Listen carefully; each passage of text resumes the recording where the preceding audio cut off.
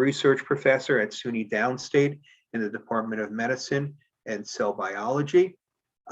His research interests include biochemical and molecular aspects of B12 and folate absorption, transportation, and metabolism, genetic abnormalities in these pathways, and the cellular and metabolic consequences of B12 and folate deficiencies. He's looked at B12 and folate and homocysteine metabolism in elderly population with cardiovascular disease and cognitive disorders, including Alzheimer's, and looked at the neuropathology of these disorders and its effect on the brain. Active areas of research in his lab include, and are most important to autism, the folate receptor autoimmunity, how it relates to both neurotube defects and cerebral folate deficiency and autism. His research focuses on fetal and neonatal brain developments and the role of folate and B12 in this process. And he has really been the one that found the folate receptor alpha autoantibody, which I think is really an extremely important finding that will help us therapeutically in helping to improve the lives of children, both by prenatal treatments, improving neurotube defects, the development of, or preventing the development of neurodevelopmental disorders, and autism. So he holds a bachelor's in chemistry from the University of Hunan, master's in applied biology from the University of Bombay, and a PhD in biochemistry from the University of London. So with that, I will leave it to Ed to give you a fantastic talk.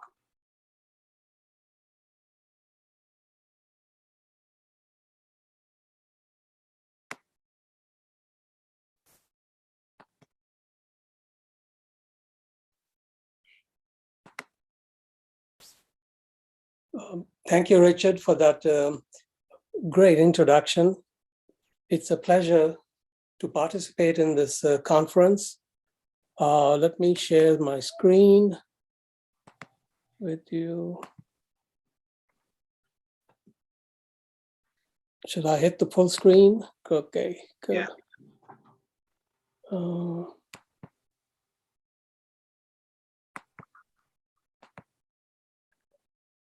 Okay. Right.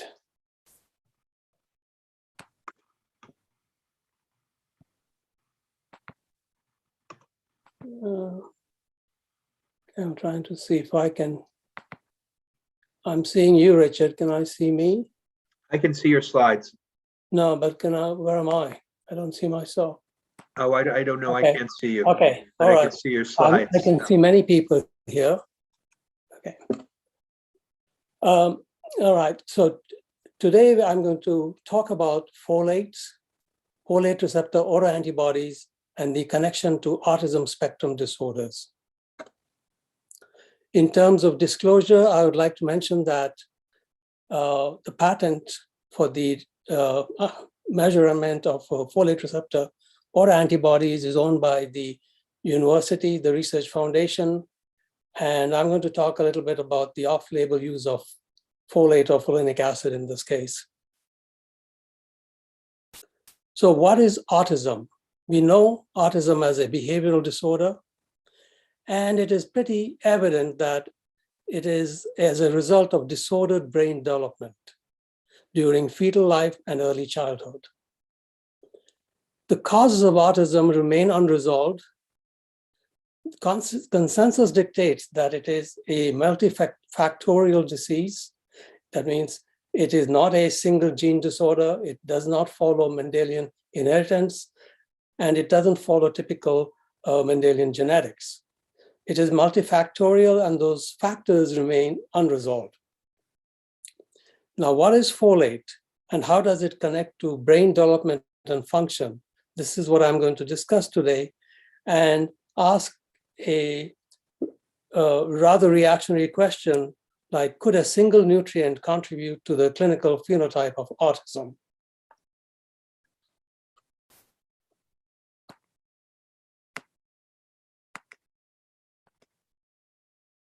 Okay.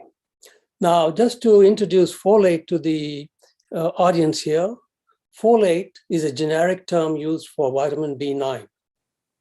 Folic acid, as we know, seen in preparations of multivitamins and other B complex vitamins, is a pharmaceutical preparation that does not exist in the body, but can be readily converted to metabolically active form. It's used in pharmaceutical preparation because it's a very stable form and it can be readily synthesized.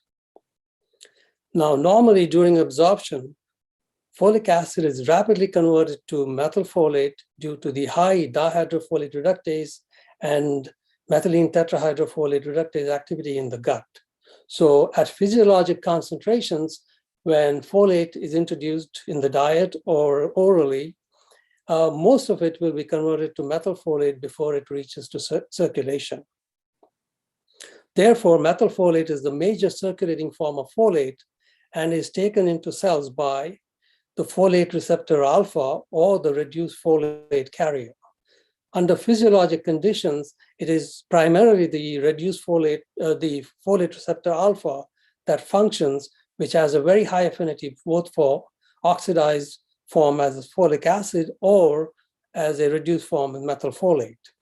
The reduced folate carrier, on the other hand, does not transport folic acid, but it can transport methylfolate and other reduced forms of folate. However, it needs a high local concentration for it to be activated and transported. All of the metabolically active forms are generated from methylfolate via the enzyme methionine synthase, which is a B12 dependent enzyme, and the dihydrofolate reductase enzyme.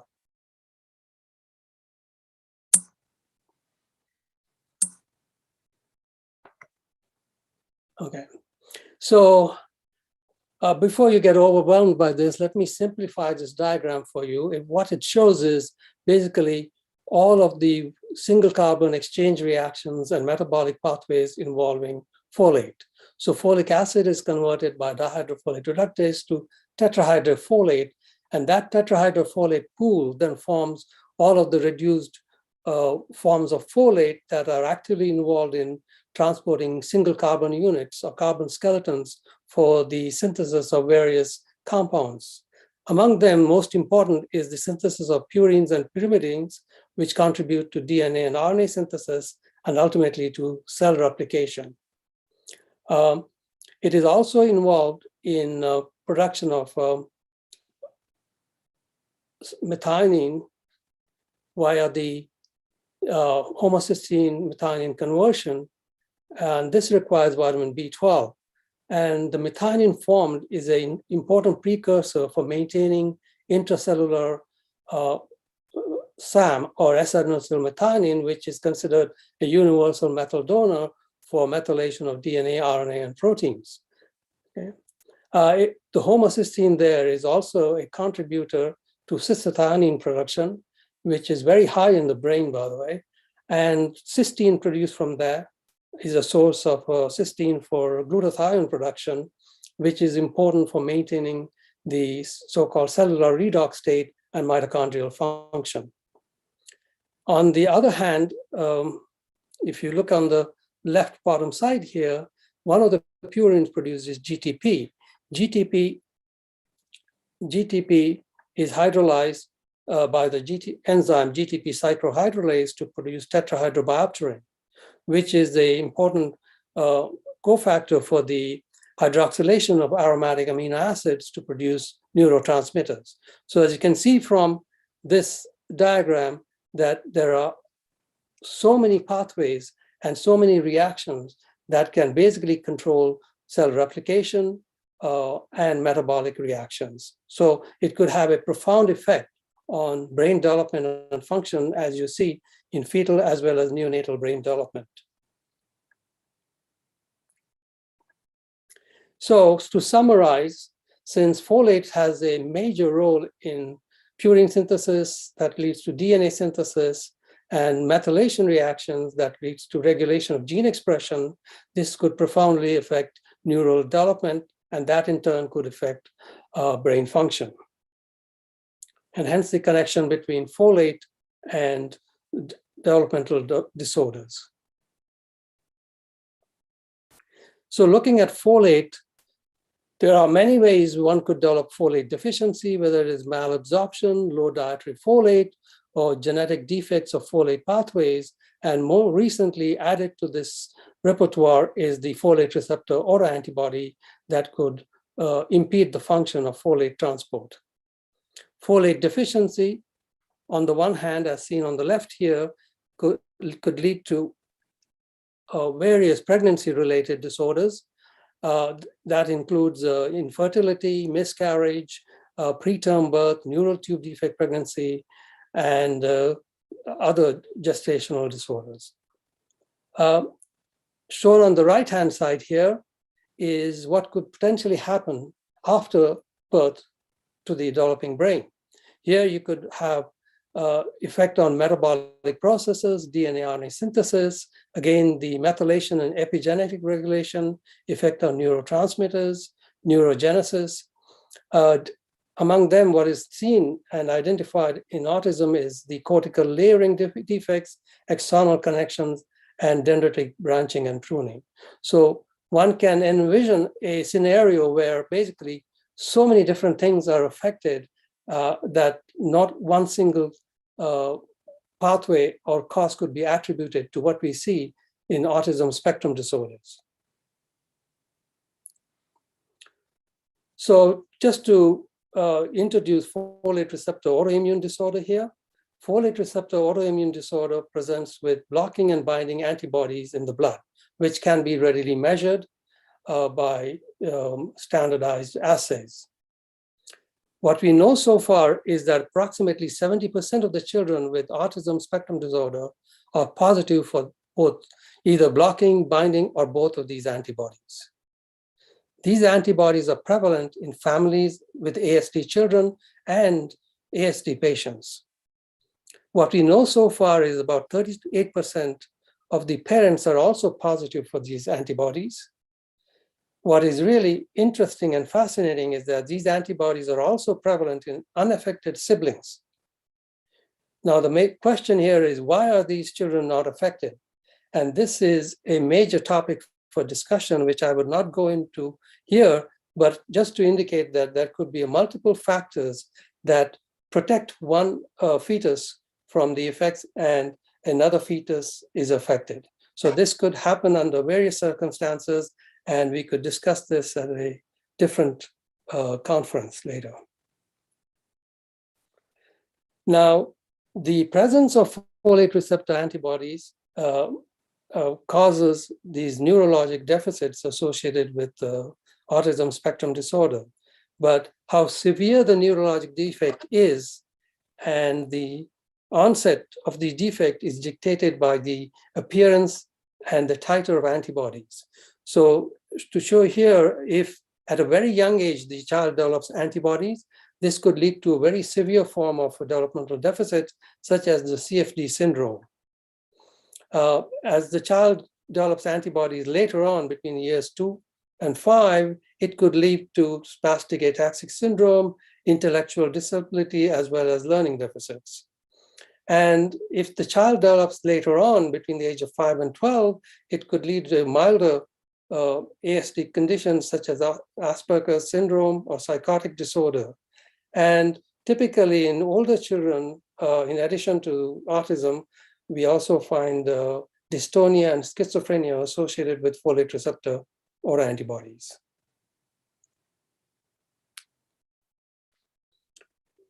Now, in terms of the effect of antibodies, there are a number of factors that dictate the outcome.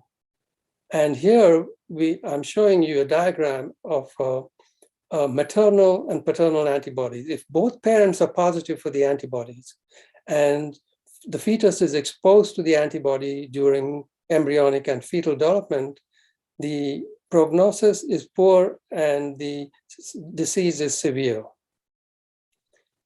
if the father is negative for the antibody and the mother is positive for the antibody, again, this could lead to severe autism because the fetus is constantly exposed to the maternal antibody. And the response to treatment depends on how the early diagnosis and rigorous treatment. If the father is positive and the mother is negative for the antibody, typically this could result in moderate to severe autism with variable prognosis. So therefore, identifying parents and screening them for folate receptor antibodies becomes critical in the prevention and management of autism in the offspring. Now, what if both parents are negative for the antibodies? And this scenario does exist where the child develops antibodies to the folate receptor.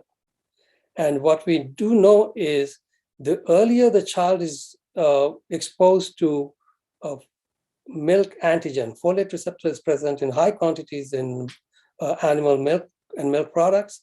So the earlier the child is introduced to bovine milk, and if the child is susceptible to the autoimmune disorder, the child will develop high titers of the both blocking and binding type of antibodies and will develop severe CSF folate deficiency and cerebral folate deficiency syndrome. Okay. Now, if the child is exposed to antibodies, again, milk products early on, that child may not develop high titer of antibodies. It may develop a moderate titer of antibodies and will eventually show up as acquired infantile autism. Again, early diagnosis and treatment has a favorable outcome here. Now, the best scenario is when the child is not exposed to bovine or other sources of animal milk for a longer period, such as a mother breastfeeding perhaps for a year or longer. And in this case, the child develops antibody later on. And if at all, the child could develop a milder form of autism later on in life. So the best scenario here is to try and avoid animal milk and milk products as long as possible to prevent this sort of thing occurring.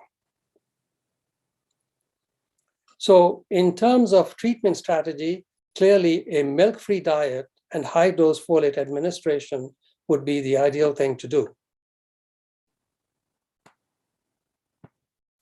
So the question here is now, what is the folate form of choice? And as pharmaceutical preparations, you have folic acid available, which is a very stable form, readily available and cheap.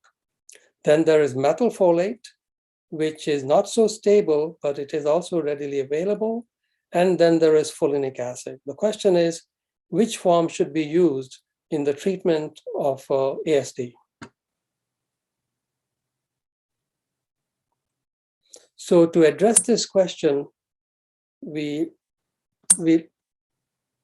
looked at folate absorption in the rat. We took adult rats and looked at folate absorption after oral administration. So we used folic acid, 5-methyl, leucovorin, which is DL folinic acid, only the L form is metabolically active, and fusilib or levoleucovorin, which is only the L form and is fully metabolically active.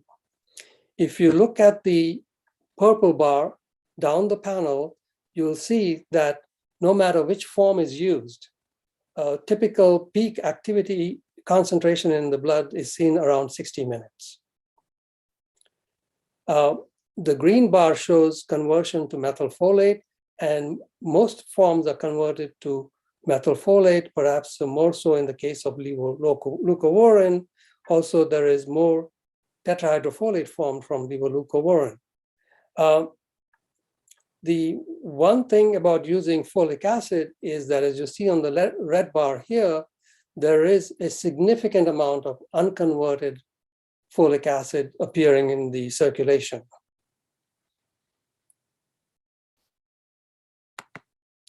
So looking at unconverted compound appearing in circulation, the red bars show folic acid, and there is a very high amount of folic acid in circulation.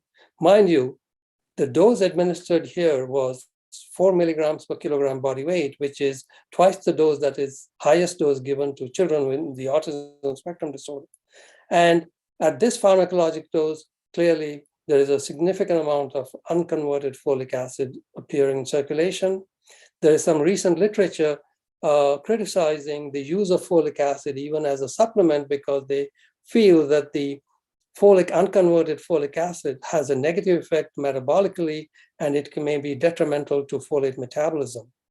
So clearly, in this case, where pharmacologic doses are administered, folic acid is not the compound of choice. Methylfolate, on the other hand, can be administered, and it appears unconverted into circulation, as seen here,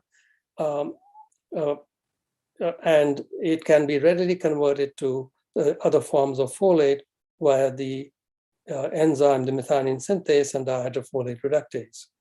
So looking at the next two panels here, D-L-folinic acid and levofolinate, most of the levofolinate is converted to methylfolate. And the advantage of using D-L-folinate or levofolinate is that both forms can be used.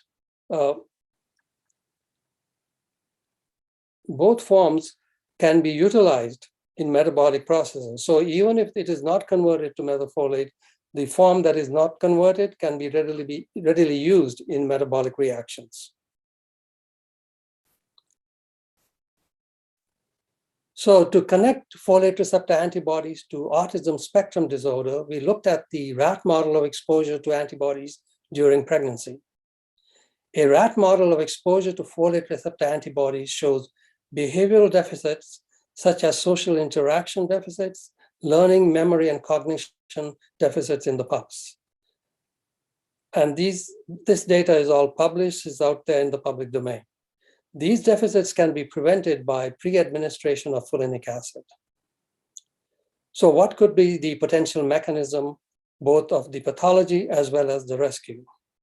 To investigate this, we looked at folate and folate antibody transport to the fetus and to the brain.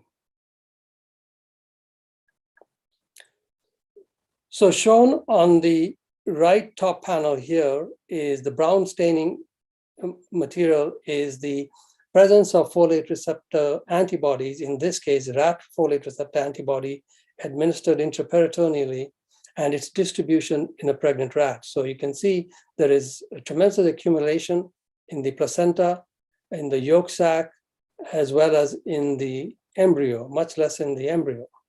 A quantitative evaluation of that indicates that most of the antibody collects in the uterus, and in the placenta, very little goes to the embryo. And you can see higher magnifications of the embryo here, again, accumulation in the embryo as well as in the chamber ventricles and the choroid plexus. Now, what is the result of that? The result of that is if you give now radioactive folic acid to an animal which has received the antibody, what it does is it blocks folate.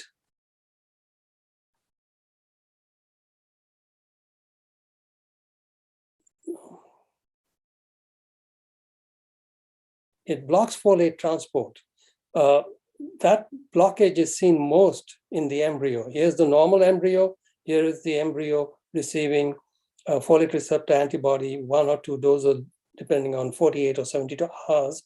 And that results in a significant decrease in folate transport to the embryo. Let me get this thing out of there. Okay. All right, next slide. So then we asked the question, is the distribution of the folate itself, in this case, we use biotin conjugated folic acid to try and trace it. And when we gave it to pregnant rats, as you look at the distribution in the placenta and in the embryo itself, this is as early as 30 minutes after IP injection. You can see there is tremendous accumulation of folic acid in the placenta, in the embryo, you see at 30 minutes, there's a lot of accumulation in the heart, in the liver, and also regions of the brain, but much less so. And by 1 hour, there is more accumulation of this in the embryo, and a higher magnification down here shows all that brown staining stuff is now folate distribution within the uterus, the placenta, as well as the embryonic tissue, including the choroid plexus and regions of the brain. So clearly, the antibody distributes to regions similar to where the folate would be distributed, and this could affect folate uptake and deposition within the brain tissue. And when we looked at a young brain, in this case PND22 rat brain, again IP injected biotin PGA distributes to, this is the cerebrum, this is the cerebellum, and the time course ranging from 5 minutes all the way to overnight. And as you can see, as early as 5 minutes, you start seeing the appearance of biotin PGA within the brain, much less so in the cerebellum, but with increasing time, and by 30 minutes, you see a fairly large accumulation of folic acid in the cerebrum as well as in the cerebellum. And this accumulation, even though it seems to decrease a little over overnight period, it seems to remain so much so in the cerebrum. And the distribution is typically seen around the tracts of the white matter in here. And seen in the next slide is a higher magnification of this, showing you distribution of biotin PGA after intraperitoneal injection. As you can see, most of the distribution is in the white matter tracts, in the internal capsule area, the external capsule area, the fimbria, and in the ventricular chamber in the choroid plexus. Now, if the folate is administered 24 hours after antibody administration, this distribution is decreased. You can see there's no specific area of decrease, but overall there is a decrease in folate distribution within the white matter of the cerebrum. And if one looks at the antibody distribution, you can see there is a high accumulation of antibody in the choroid plexus. Antibody distribution can also be seen in the microvascular, in the blood vessel, in the brain itself. So there is a clear effect of the antibody on folate distribution in the brain. And this could be the reason why the presence of antibody leads to cerebral folate deficiency. Now, one of the questions we have tried to address is the behavioral deficits that we see in pups exposed to antibody during pregnancy, is this transmissible to subsequent generation? If it is, it would indicate that it is epigenetic. There are epigenetic changes. This could be in the methylome, gene expression profiles, and then it could readily be transmitted to subsequent generation. The reason for asking this question is that autism runs in families. But it is not a genetic disorder in the sense that Mendelian genetics is transmitted, but it is a disorder that runs in families. There is a genetic component involved. So we wanted to see if the behavioral deficits that we see in F1 generation, these are the pups exposed to the antibody during pregnancy, would transmit to subsequent generation. And from this preliminary study,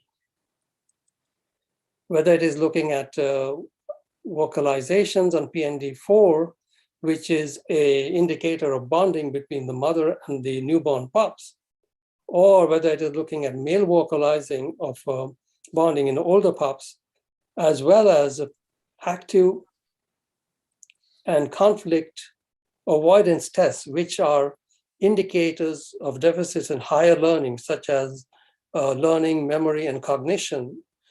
Are these present in the first generation, and are they transmitted to subsequent generation? And from this experiment, it appears the answer is yes, that in fact, the deficits that we see in the pups directly exposed to the antibody are transmitted to subsequent generation. So what is the relevance of this experiment? And how could this experiment then lead to subsequently identifying the potential causes of developmental deficits that we see in patients exposed to folate receptor antibodies? Lies in the fact that this animal model allows us to look at the epigenome, the methylome, and also identify the genes involved. It also allows us to basically experimentally manipulate the epigenome and to see if we can change it or restore it so that we can prevent these deficits being transmitted to subsequent generation. These are very important studies that could perhaps provide an answer to the behavioral deficits that we see in exposure to folate receptor antibody and folate deficiency. We are most grateful for the Brain Foundation for funding this ongoing research, and hopefully for the future research, which is going to need a lot of funding to really look at the epigenome, the genome, and to see how we can restore the normalcy to this genome to prevent transmission of these behavioral deficits. So in conclusion, levofolinate has shown great promise in the treatment of ASD. And this is evident from trials that have already been completed by Dr. Fry and Dr. Ray Makers. And with significant improvement in speech, communication, and social interaction. There are at least 3 clinical trials ongoing, and hopefully this will give us more data. I believe that it holds most promise, perhaps in the prevention of ASD, by identifying and treating parents prior to conceiving. Therefore, screening for folate receptor antibodies, reducing antibody titer, and providing adequate folate are critical for a positive outcome. Maternal cord blood testing for folate receptor antibodies could provide for follow-up and early intervention in the newborn to prevent development of ASD. So that's our ultimate hope, to see how we can prevent the development of ASD. The last data I heard from the CDC is now 1 in 44 children diagnosed with ASD. This upward trajectory needs to be changed, stopped, or shifted to the downward trajectory. And our hope is that we may be able to do it if we can identify what is the cause at the genetic level that is causing this. I have many people to thank for some of the work that I presented here today. Up top panel is my lab group. Most of the work I presented was done by an MD PhD student, Ankuri here, and Jeffrey Sequeira, my research assistant. Current ongoing work. Oh, how do I get back to this? Jeez, what happened? Okay, current ongoing work is being done by Natasha, my graduate student, and hopefully we will have some answers in the near future. Thank you for your attention. Thanks so much, Ed. That was really terrific. What a wonderful talk, and it's such promising work. I think Dr. Woody has the first question. Okay, how do I get back on? I can't see myself, or? Just stop sharing. Stop sharing. Let's go back.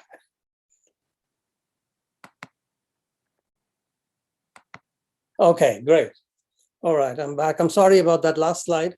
It flipped and I went back to the first slide. Okay, so the questions are in the QA or chat? They are. Dr. Woody had the first question. Did you want to? Dr. Woody is in chat or Q&A? No, he can just say it if he wants. Oh, okay, sure. If not, you can start. So, Dr. Woody, you have a question? Yes, I do. Are you familiar with the new therapy using anti-FcRn antibodies to eliminate pathologic antibodies in patients, which has actually been used in pregnant women to eliminate anti-red cell antibodies? Yeah, there are treatments to eliminate antibodies. There are also treatments in using drugs that reduce antibody production. There are also treatments that use IgG, infuse IgG to reduce antibody. These are all general treatments used for a variety of autoimmune disorder. They're not specific for autism related, but they have been used in CFD patients with severe CFD syndrome, where the antibody titers are very high. I'm not aware of anything that has been used to specifically remove folate receptor antibodies. Yeah, the rest of the questions are in the chat. Do you have the chat, or you want me to read them to you? Would you read them to me, Richard? Okay. That would be most helpful. So the first question is about the study that showed high doses or high levels of folic acid in the blood maternally has been linked to autism. And the question is, how would a too high dose of folic acid in the pregnancy lead to increased autism? Would it be through in vitro hurting the child or through an autoimmune reaction of the mother? Okay. Most of the studies reported, they did not involve pharmacologic folic acid administration. They were in the general population showing small amounts of unmetabolized folic acid. My explanation for that is if you're on a daily B complex or multivitamin that includes folic acid, you're likely to see some unmetabolized folic acid in circulation. There could be some unmetabolized folic acid intracellularly also because the enzyme dihydrofolate reductase is not able to very efficiently metabolize all of the folic acid. So if the concentration drops below the km, you're going to have some folic acid in the circulation. Whether it causes autism, I'm a bit skeptical about that. I'm not sure. I'm not buying that theory, even though they have shown that there is some link statistically between these two. Okay.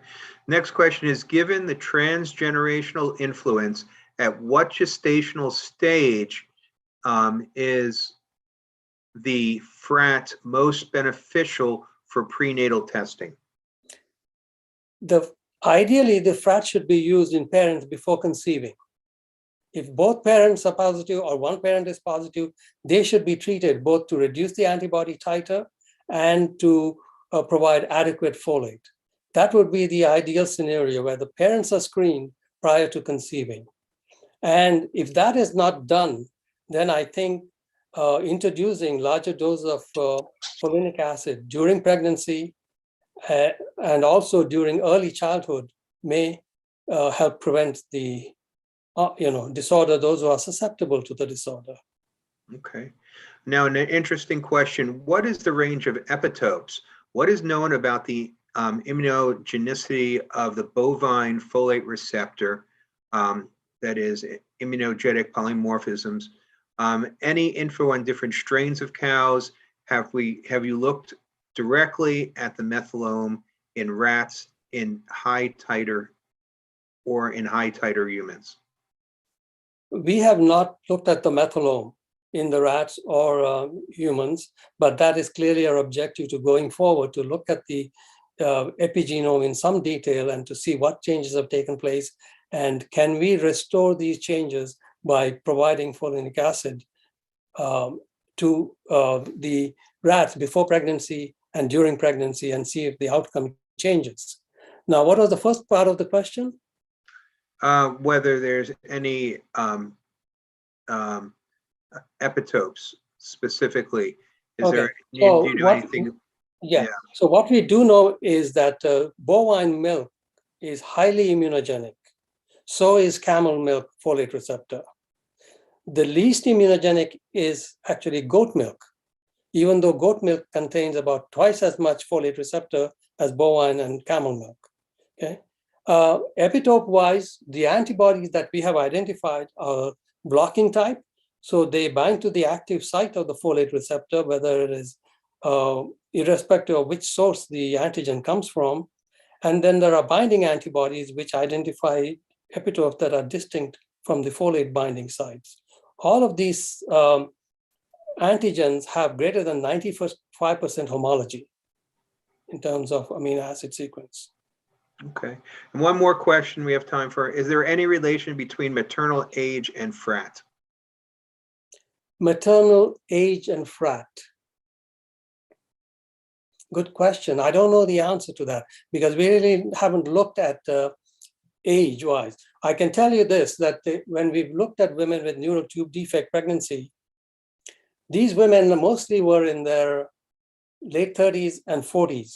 They've had an NTD child maybe 8 years earlier or 10 years earlier, but they still were positive for the antibody. So once you have the autoimmune disorder, you're likely to be positive for a long time.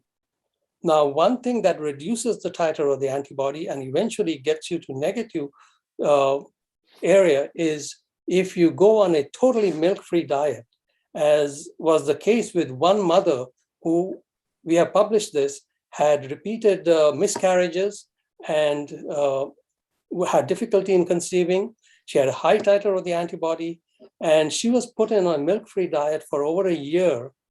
And at the same time, she was monitored for this antibody titer. And eventually, she became negative for the titer. She conceived normally, carried to term, and had a normal child. Super. Well, you can answer the rest of them in the chat, Ed. Okay. You can get to it, and we can move on to our next speaker. Thank you. Thank you, Ed. All right, so it's my pleasure now to introduce Division of Child Development, Medical Director of the NYC Infant Child Health Assessment Program and NYC's Early Intervention Child Find Program. He's been the PI of several NIH and NBHB funded studies of interventions to improve early development. He's the head of the LEND program at SUNY, and he has many interests. And with that, I will let him give you great information about his work on folate antibody and trajectories of autism in early childhood identification and treatment.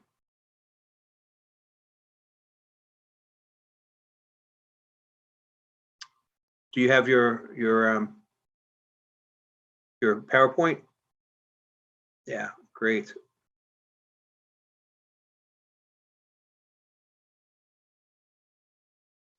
Sorry, can you all hear me? And yeah, just from the beginning. Excellent. okay.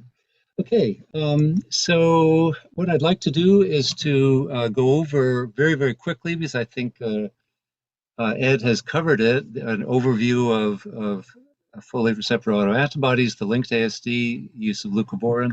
I'd like to show two clips of a before and after of a child we treated, a 4-year-old with leucovorin, looking at, and then look at an objective measure, the BOSC. I'll talk about that in a minute, to look at how you objectively measure social communication change.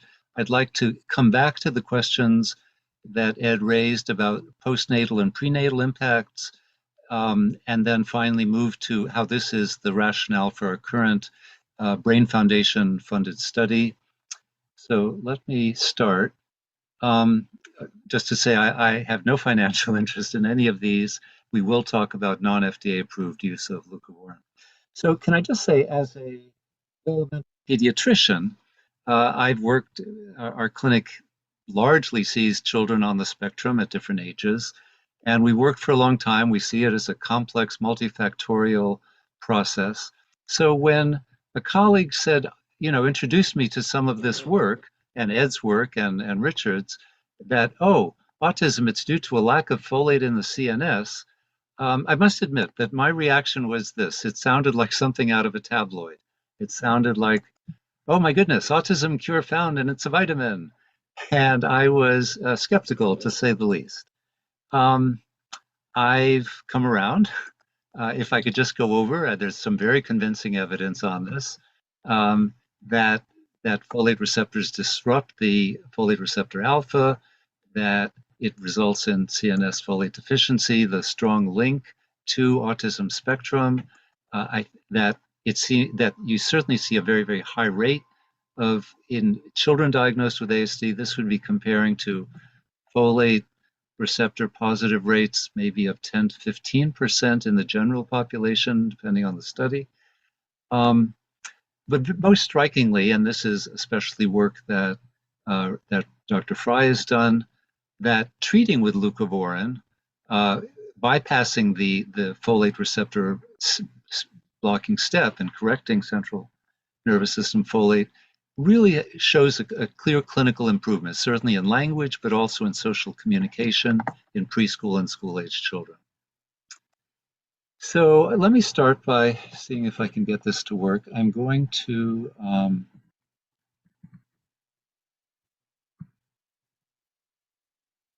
show a 4-year-old, sorry, if I could just go back. So this is a 4-year-old with autism spectrum.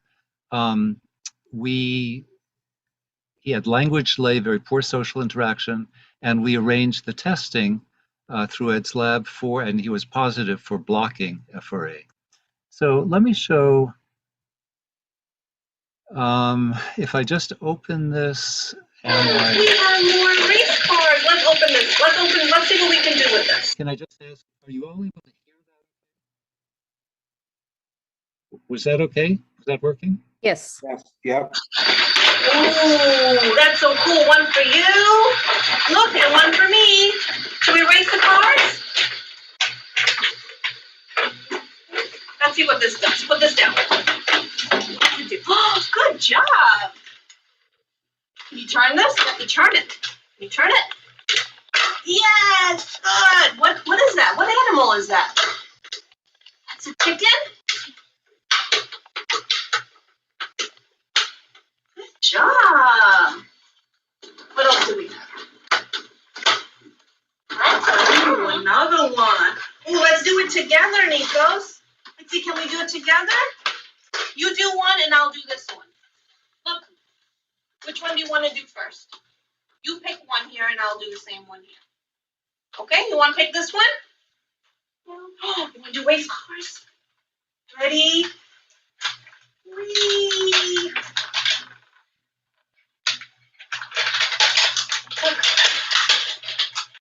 Look at this.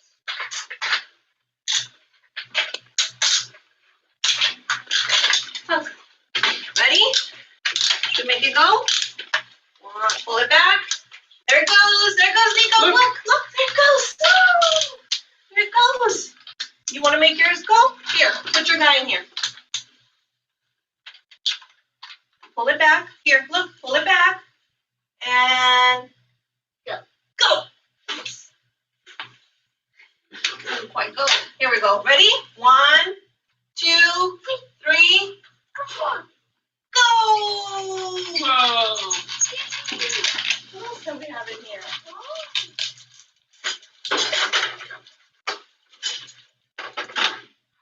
is that? He loves music, so those triangles will probably be right up his alley. Oh, look! Dump truck. Did you want to put some blocks in it? Yeah, look. We put blocks in the dump truck. Oh, that's a dump truck. Let's put some blocks in it. Okay, I think you get a flavor.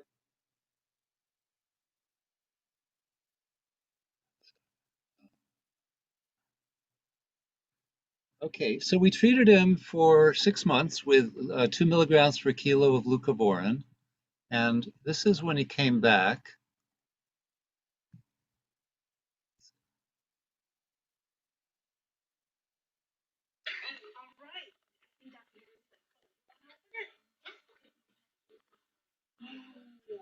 Let's see what's in there. We have some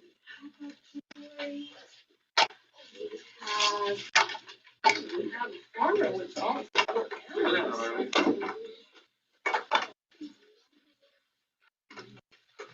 Okay, I want you, Nikos. Look. Which one one should we open? Can we do this together? Which one should I open? You want to open number 1? I have a chicken also. Is yours not closing? Let me help you. There we go. You turn that. 1, 2, 3. Wonderful. Now you open yours. Same way. What's this? Turn that. What is that? What animal is that? A chicken. Yes. Who's under 2? Who's that? What animal is that? A chicken. Under 2. Under number 2. What is that? What animal is that? Open that. That's a sheep. Open number 3. You got to turn it this way. Like that. Turn it. Yep. Oh, I think you do. There you go. Who's that? Open. What animal is that, Nico? This one. That's a horsey. That's a pig. Should we see what noises these animals make? Look. I have a farmer here. See? And where does the horse go? Can you tell me where these animals go? Tell me where these animals go. Look.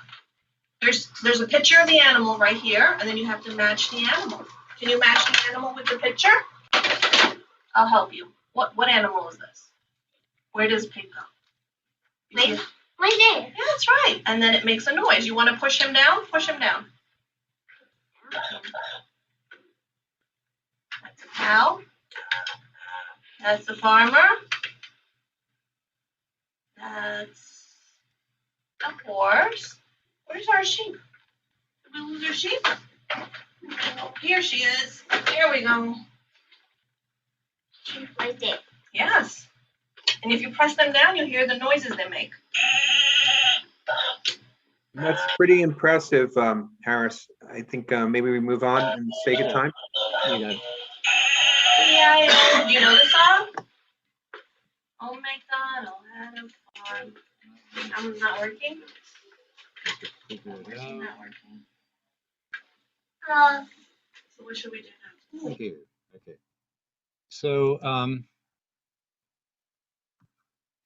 so we used a measure called the BOSC, and this basically is a brief observation of social communication change. I don't want to go through the algorithm. The point is that for this and for several, about 15 different features, it really operationally has you score. It's derived from the ADOS by the same authors, with a low score being a more typical child, a higher score being more autistic. So on eye contact, this child went from baseline of 4 before and now scored a 1. On social overtures, he went from a baseline of 5 down to 3. If you look at the overall scoring, if you add these all up, he first of all, if I could just ask clinically, is this child still on the autism spectrum? I think the answer is yes.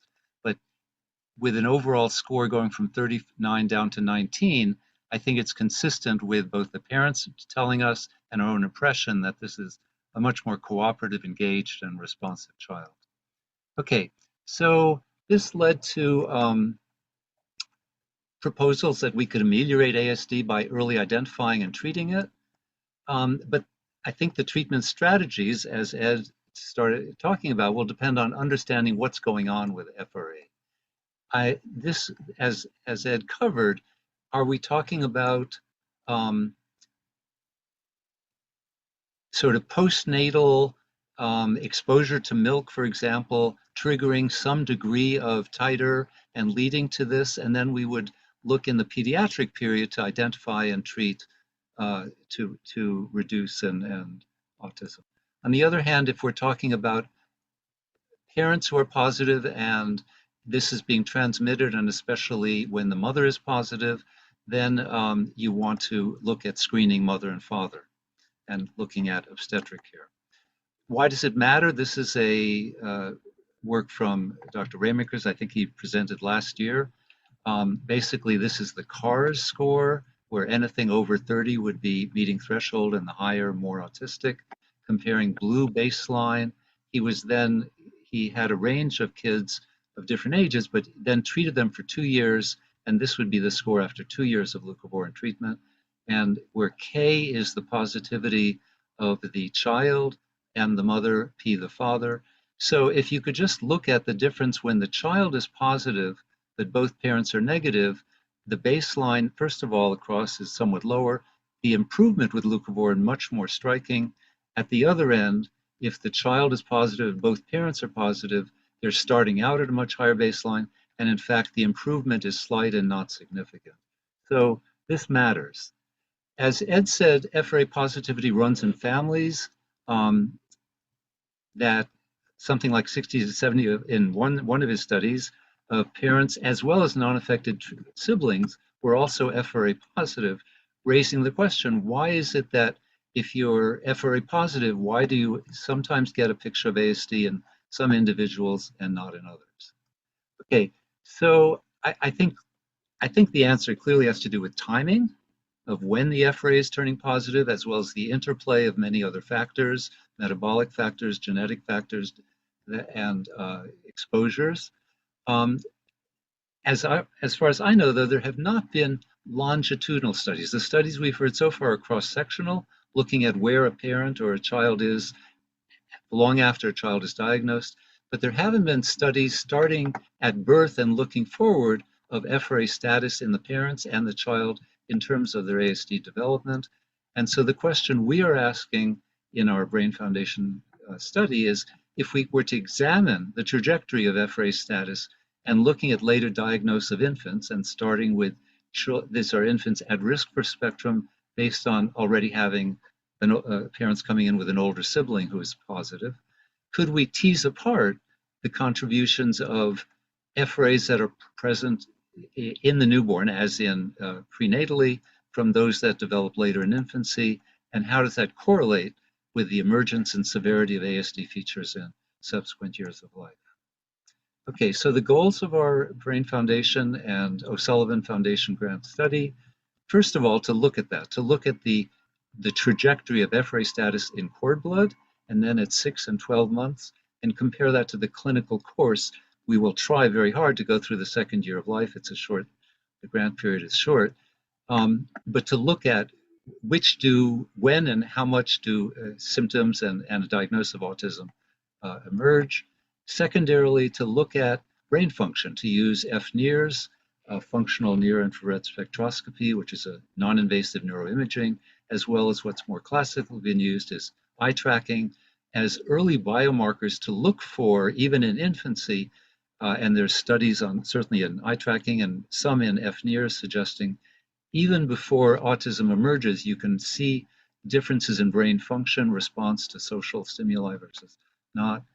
And if we can then see how they correlate with FRA status and eventually a later ASD diagnosis, the overall goal would be to pave the way for studies using leucovorin treatment and in infancy and eventually prenatally.